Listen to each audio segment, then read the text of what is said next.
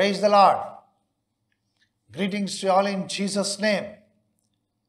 మరలా ఈ టీవీ కార్యక్రమం ద్వారా మిమ్మల్ని అందరినీ కలుసుకోవడము నాకెంతో సంతోషము. ప్రభు మనలను, మన కుటుంబాలను, మనం చేస్తున్న ప్రతి పనిని ఆయన ఆశీర్వదించి దీవిస్తూ మనను బలపరచుచు ప్రతి ప్రార్థనకు జవాబిచ్చే అవసరం తీరుస్తున్నాడని దేవునికి వందనాలు తెలియచేస్తుంటున్నాను.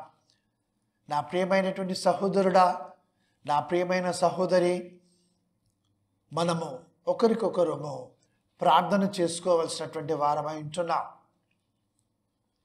గనుక ఈ పరిచర్య కొరకు ప్రార్థించండి. ఆత్మీయ జీవం అనే ఈ కార్యక్రమం కొరకు ప్రార్థన చేయండి.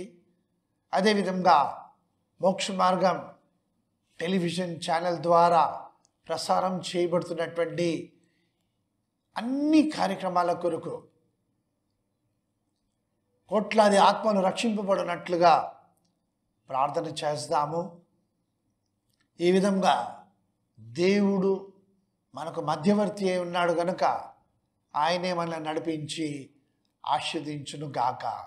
తలలు వంచి దేవుని వైపునకు చూద్దాం. ప్రభువా, కష్టము కలిగినప్పుడు, దుఃఖము, వేదన, ఎడబాటు కలిగినప్పుడు మేము నీవు చేసినటువంటి మేళ్లను మర్చిపోయి సణుగుకొనుచున్నాము. ఆ విధంగా నీకు కోపమును మేము రేపక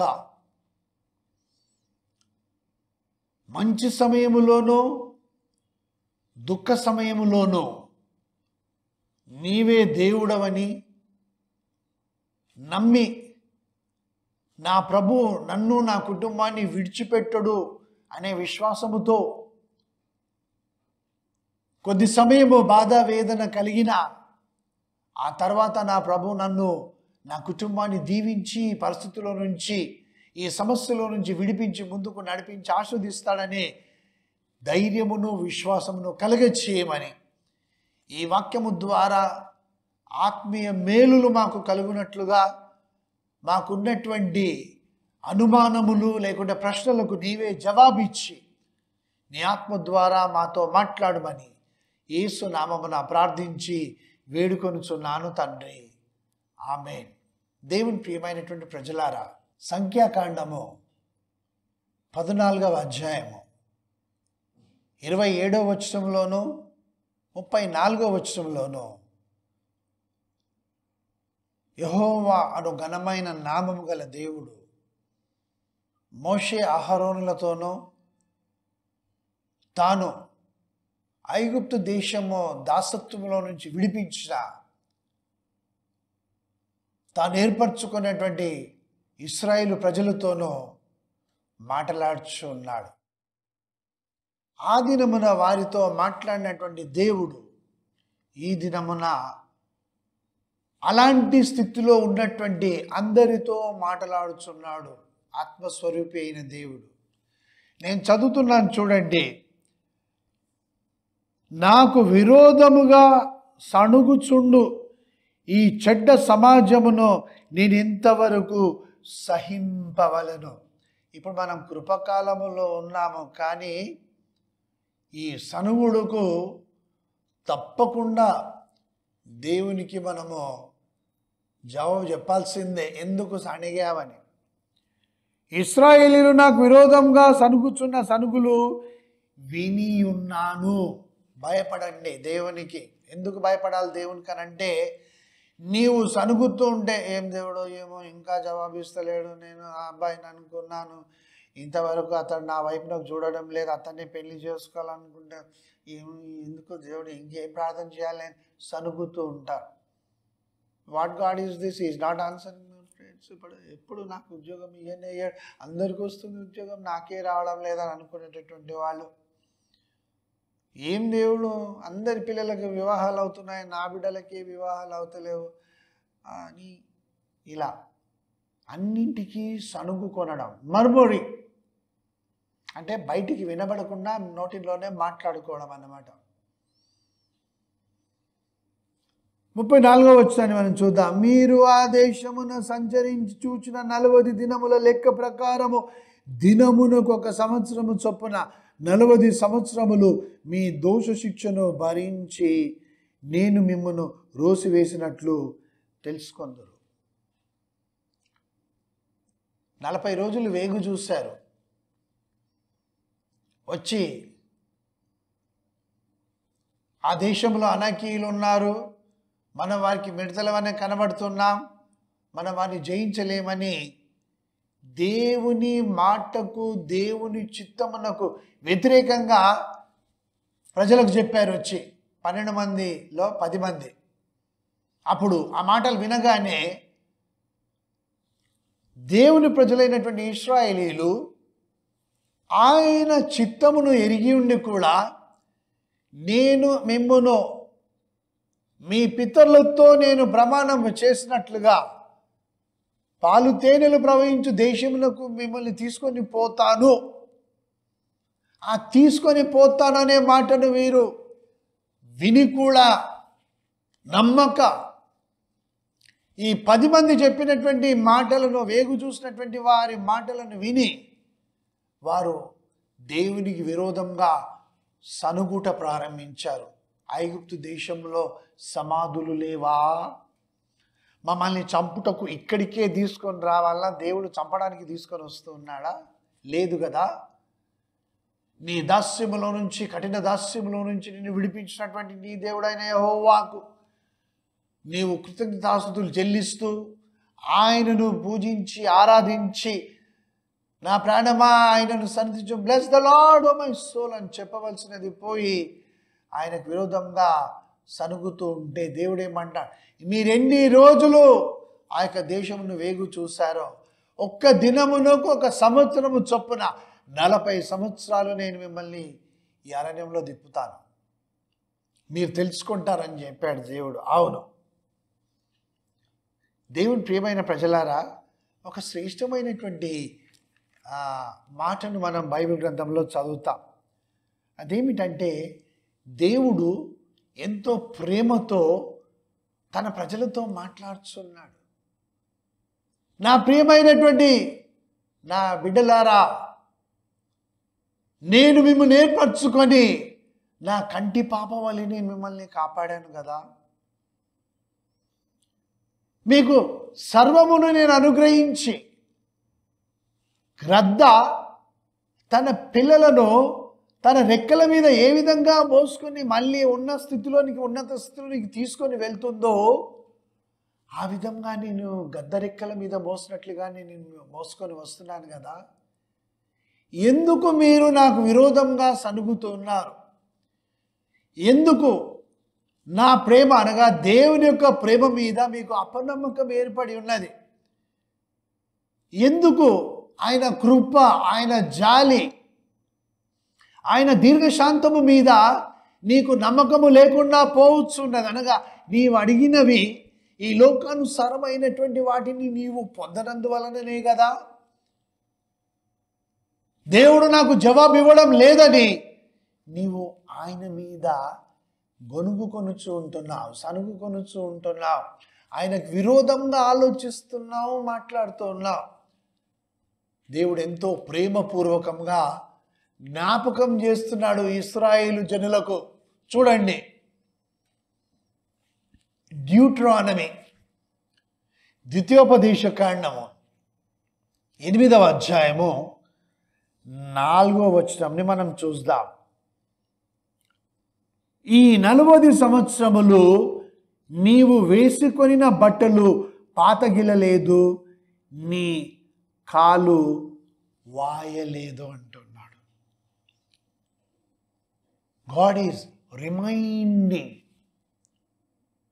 those who are blessed by him today.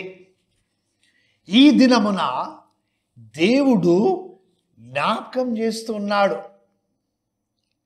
నీవు ఎలాంటి పరిస్థితిలో నీవు ఉంటివి, ఉద్యోగము లేక, నీకున్నటువంటి క్వాలిఫికేషన్కు తగినటువంటి ఉద్యోగము లేక, నీ జీతము నీ ఉద్యోగమునకు తగినంతగా ఇవ్వకుండా నీకు అన్యాయము జరుగుతూ ఉంటే,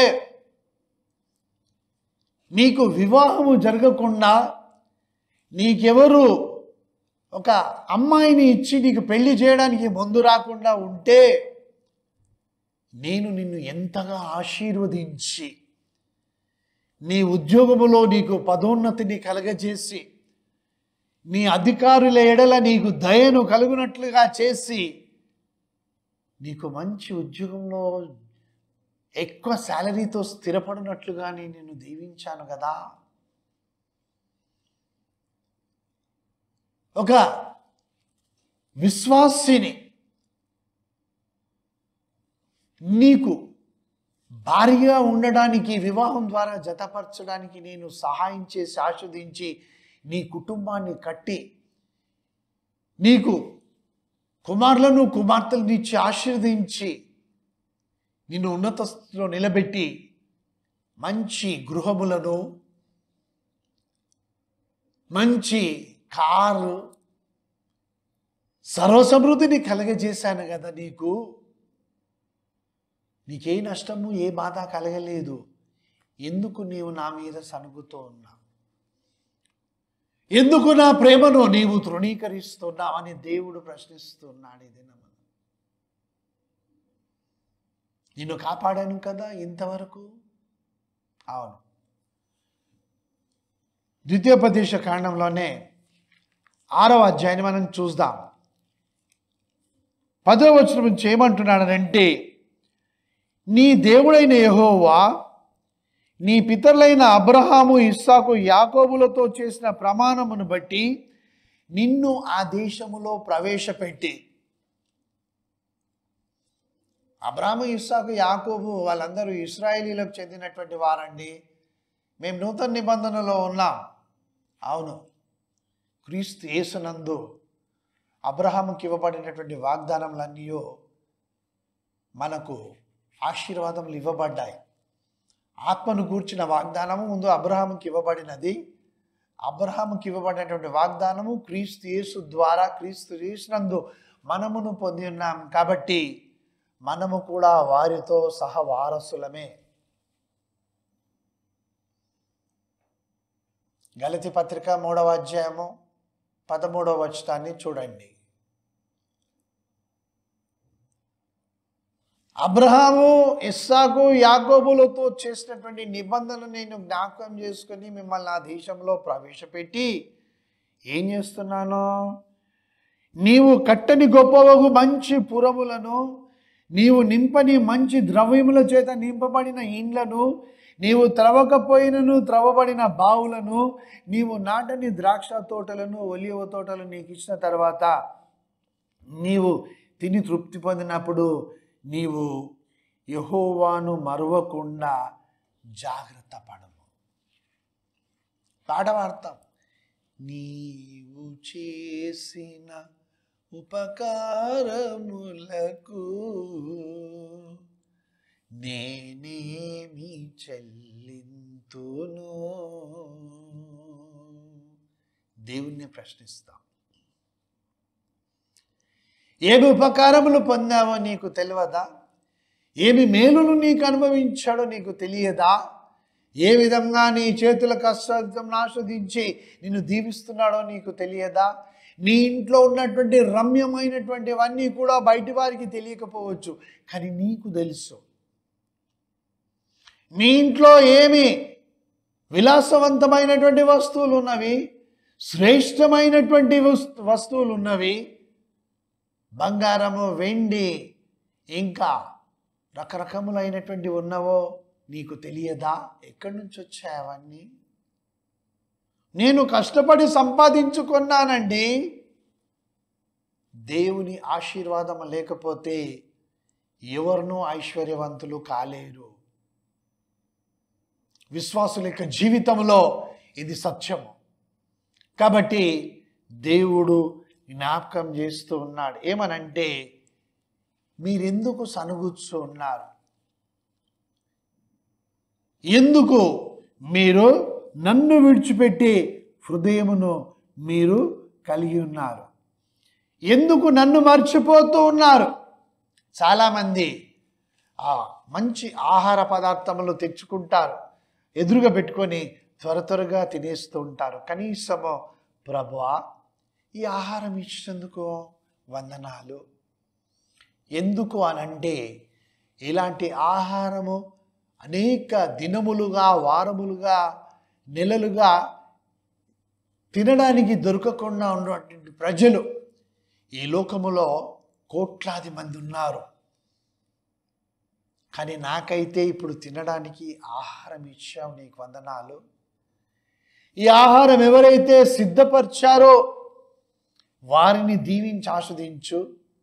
ఈ ఆహారమును ఎవరైతే సమకూర్చుచు ఉన్నారో ఆ కుటుంబమునకు నీవు సర్వసంపదలు కలగచేయి.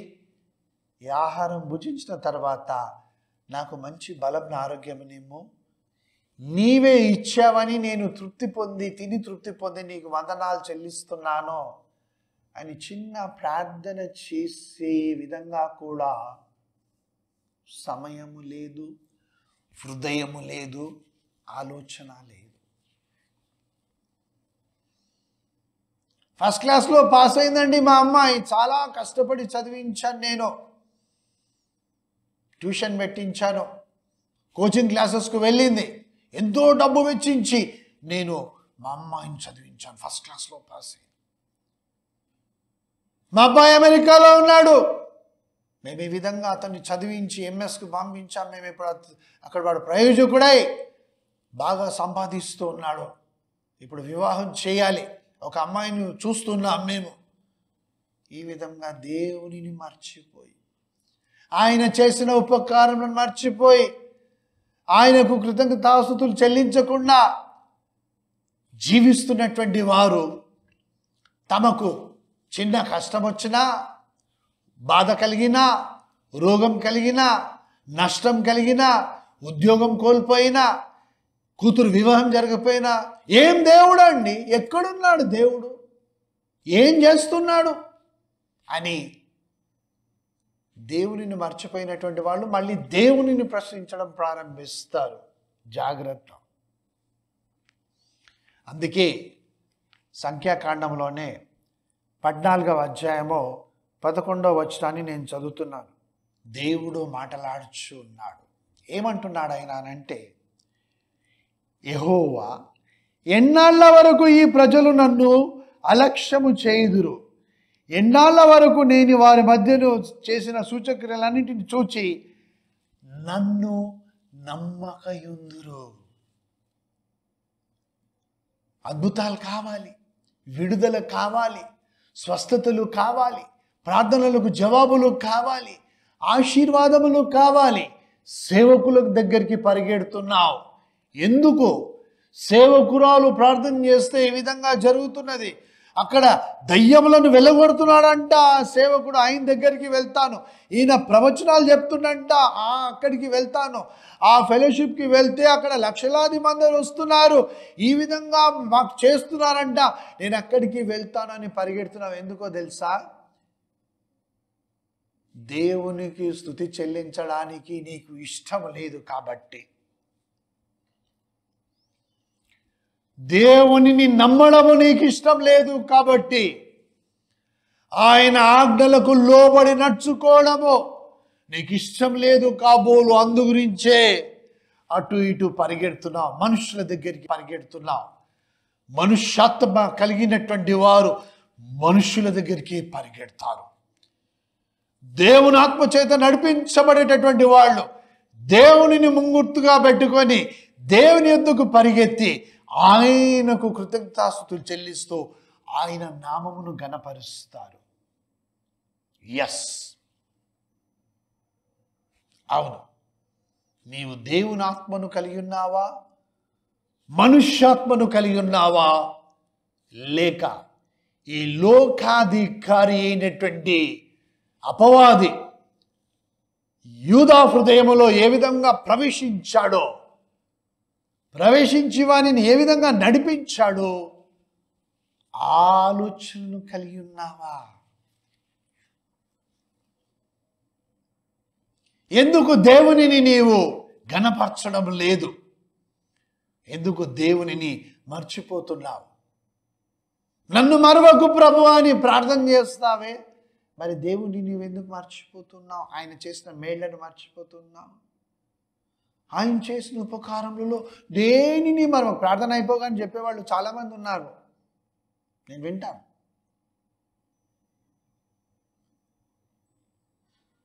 నా ప్రాణమా యెహోవాను సన్నిధించుము, ఆయన చేసిన ఉపకారంలో దేనిని మరవకుమో. ఆమె నన్ను పరిగెత్తడమే. ఏం ఉపకారం చేసిండు? ఎప్పుడైనా చెప్పావా? జ్ఞాపకం వచ్చిందా? దేవుని ప్రియమైన ప్రజలారా, జాగ్రత్త. డిజొబీడియన్స్, దేవుని ఆజ్ఞలకు లోబడకపోవడం, ఆయన చెప్పిన మాటను విని కూడా చేయకపోవడము, ఆయనే దేవుడని నమ్మకపోవడం, ఈయన కూడా దేవుళ్ళలో ఒక దేవుడని ఆయన దగ్గరికి రావడము, ఇవన్నీ దేవుడు లేనటువంటి నీ యొక్క ఆలోచన జీవిత విధానాన్ని సూచిస్తున్నాయి. Disobedience, godlessness. Disobedience and godlessness. ఒక్కసారి మనం చూద్దామా ఏ విధంగా దేని కొరకు వీరు దేవునికి విరోధంగా సనిగారో? సంఖ్యాకాండంలోనే 11వ అధ్యాయము 4-5 వచనాలలో వారు సనుగుతూ ఉన్నారు దేవుని మీద. మాకు తినడానికి ఏమీ లేదు, క్రిస్మస్కి కూడా దేవుడు ఏమీ ఇవ్వడా, న్యూ ఇయర్కి కూడా మేము కొత్త బట్టలు కొనుక్కోకూడదా, క్రిస్మస్ రోజైనా మంచి వంటకాలు వండుకోకూడదా, అవి కూడా మాకు దొరకవా? నూతన హృదయం కావాలని ప్రార్థన చేస్తే దేవుడు ఇస్తాడు. ఆ నూతన హృదయముతో పాటు నీకు సర్వ సంపదలను ఆయన ఇస్తాడు. నీ జీవిత విధానమును మార్చబడడానికి అడగవు, నీ ఆలోచన విధానమును మార్చబడడానికి అడగవు. నీవు దేవుని బిడ్డనని చెప్పుకొని ఆయనను స్తుతించి ఆరాధించకుండా దేవుడు చేసినటువంటి మేళ్లను మర్చిపోయి నాకు అది కావాలి, ఇది కావాలి, ఈ సంవత్సరం ఇది చేయాలి దేవుడు, ఆ సంవత్సరం నాకు ఇప్పుడు అది చేయాలని నీవు అడుగుతున్నావే. వీరు ఉల్లిగడ్డలను జ్ఞాపకం చేసుకొంచుంటున్నారు, కీరకాయలను జ్ఞాపకం చేసుకొంచుంటున్నారు, చేపలను జ్ఞాపకం, మేము అది తిన్నాము, ఇది తిన్నాము, అట్లా ఉన్నాము, ఇట్లా ఉన్నాము, ఈ యేసుని నమ్మిన తర్వాత అన్నీ లేవు మాకు, అది చెయ్యొద్దు, ఇది చేయొద్దు, అది నీకు హానికరం. మాకు అలవాటేనండి. ఆ బాటిల్ మీద రాసి ఉంటుంది కదా, మద్యపానము ఆరోగ్యానికి హానికరము. అది రాస్తారు. గవర్నమెంట్ వాళ్ళకి ఏం పని లేదు, సైంటిస్టులకు ఏం పని లేదు కాబట్టి రాస్తారు. పొగాకు త్రాగడము హానికరము, పొగ త్రాగడం హానికరము, పొగాకు వస్తువులను తినడం హానికరం. వాళ్ళు అలాగే రాస్తారండి. అవి మాకు ఎంత సంతోషం కలగజేస్తున్నాయి. ఏదో లోకంలోనికి మేము వెళ్ళిపోతాం కాబట్టి హానికరములైతే మాకేమి, నేను తింటూనే ఉంటాం. చేపలు, కీరకాయలు, ఉల్లిగడ్డలు తిన్నది మాత్రమే కాదు. నిర్గమకాండం 16వ అధ్యాయం 3వ వచనంలో మనం గమనించినట్లయితే అక్కడ మేము ఐగుప్తు దేశములో కుండల యొద్ద కూర్చుండి మాంసమును వండుకొని తృప్తిగా తిన్నాము. ఆ రోజులే జ్ఞాపకంలోకి వస్తున్నాయి. అబద్ధం అది. వారికి ఐగుప్తు దేశంలో దాస్యంలో ఉన్న వారికి ఎవరు మాంసం ఇచ్చారు? వీరు చాలా లీజర్గా కూర్చొని ఉండి ఆ కుండలను వండుకుంటూ తినడానికి, ఆయన మీరు చాలా మంచిగా ఇలాగే ఉండండి, మీకు అన్ని సప్లై చేస్తామని ఐగుప్తీయులు వీళ్ళకి ఇచ్చారా? They were hard task masters. సైతాన్ అన్నీ చూపిస్తాడు కానీ ఏది అది శాశ్వతమైనది కాదు, ఏది ఇవ్వడు. వీటన్నిటిని జ్ఞాపకం చేసుకొని దేవునికి విరోధంగా వారు ఆలోచిస్తూ ఉన్నారు. దేవుని ప్రియమైనటువంటి ప్రజలారా, బైబిల్ గ్రంథము ఏమని మాట్లాడుతున్నది, ఏమని సెలవిస్తున్నదో ఒక్కసారి మనము చూద్దాం. ఈ విధంగా వ్రాయబడినది. ఏమిటి అని అంటే, ఆశీర్వాదమునకు వారసులవుటకు మీరు పిలువబడుతుంది కనుక కీడుకు ప్రతి కీడైనకు దూషణకు ప్రతి దూషణకు చేయక దీవించుడి. దీవించుడి, అవును, దీవించమని దేవుడు సెలవిస్తున్నాడు. సనుగొద్దు, గొనుగొద్దు, దేవునికి విరోధంగా మాట్లాడొద్దు, దేవుని ప్రజలకు విరోధంగా మనము దూషణ మాటలు పలకకూడదు. ఏమంటున్నాడు? ప్రవక్త అయినటువంటి యెషయా ద్వారా పరిశుద్ధాత్మ దేవుడు పలికినట్లుగా, లోబడనొల్లని ప్రజల వైపునకు దినమెల్లయూ నా చేతులు చాపి ఉంచాను. యెషయా గ్రంథము 65వ అధ్యాయం 2వ వచనం ఎప్పుడు చదవలేదా? పాత నిబంధన బ్రదర్ అది. అయితే రోమా పత్రిక 10వ అధ్యాయం 21వ వచనం చదువు. ప్రజలు లోబడడం లేదు. ఏం చేస్తున్నాడు దేవుడు? కొంచెం సేపు చేతులు ఎత్తి స్తుతించి ఆరాధించి ప్రార్థించమంటే ఓ గోల గోల చేస్తావు సంఘంలోను సమాజంలోను. కాసేపు చేతులు ఎత్తగానే పాస్టర్ గారు చెప్పినంతసేపు నిలబడతా, తర్వాత చేతులు దించేస్తావు, నొప్పిలేస్తూ ఉంటాయి. దేవుడు చూడు ఎంత ప్రేమ స్వరూపియో. ఆయన దినమెల్లయు నీ కొరకు చేతులు చాపించాడు. రా నా దగ్గరికి, నేను నీకు విశ్రాంతినిస్తా. నిన్ను ఆశీర్వదించిన దేవుడను నేనే. నా మీద నీవు సరగకు, అనుమానపడకు నా మీద. నా ప్రేమను నీవు తృణీకరించకు. శాశ్వతమైన ప్రేమతో నిన్ను ప్రేమిస్తున్నానని పిలుస్తున్నాడు దేవుడు. ప్రభా, నేను నీ యొద్దకు వచ్చాను, నన్ను క్షమించు. నీకు విరోధంగా నేను సనిగాను, నీకు విరోధంగా నేను మాట్లాడాను, నీకు విరోధంగా నేను ఆలోచించాను, నన్ను క్షమించువని. ఓ విశ్వాసి, ప్రభు యొద్దకు రా, ఆయన నిన్ను చేర్చుకుంటాడు. తప్పిపోయిన కుమారుని చేర్చుకొని ఏ విధంగానైతే అతని చేతికి ఉంగరము తొడిగించి ప్రశస్త వస్త్రము ధరింపజేసి అతనికి పాదములకు పాదరక్షలు తొడిగించి ప్రవ్విన దూడను వధించి సంతోషించేలాగున తండ్రి అయిన దేవుడు ఆ కుమారుని చేర్చుకున్నాడో, నిన్ను నన్ను అదేవిధంగా చేర్చుకొనడానికి ఆయన చేతులు చాపించాడు. ప్రార్థిస్తాము. ప్రభా, నేను నీ యొద్దకు వస్తున్నాను, బుద్ధి వచ్చింది, నీకు విరోధంగా సనిగానని, నీవు చేసిన మేళ్ళను ఉపకారం నేను మర్చిపోయి, నిన్ను మర్చిపోయి నేనే సంపాదించుకున్నాను. నేను కష్టపడితేనే ఇవన్నీ జరిగాయి. నేను వేసిన స్కెచ్ ప్రకారమే, నేను ఆలోచించిన ఆలోచన విధానం ప్రకారం, నా ప్లాన్ ప్రకారమే ఇదంతా జరిగిందని అతిశయపడ్డాను. క్షమించు. అన్నీ పోయాయి. ఇప్పుడు సమస్తము కోల్పోయాను. నీ వైపునకు తిరిగాను. ఇదిగో నీ యొద్దకు వచ్చాను. నా పూర్వపు స్థితి, పూర్వపు వైభవమును నాకు కలగజేసే దేవుడు నీవే. Restore everything to me, O Lord, which I lost, which my family has lost. Thank you for answering their prayers and blessing them. Yesu నామమున ప్రార్థించి వేడుకొంచున్నాను తండ్రి. ఆమేన్, ఆమేన్. దేవుడు మిమ్మల్ని, మీ కుటుంబాలను దీవించి చేర్చుకొని ఆశీర్వదించును గాక. ఆమేన్.